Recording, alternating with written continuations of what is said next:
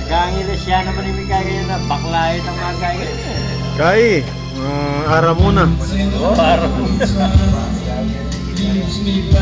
Kaya niya nung kahit na Tilnasyo ngayon na rin, takin ka. Biro-biro mo pasikat na yan eh. Since what we did,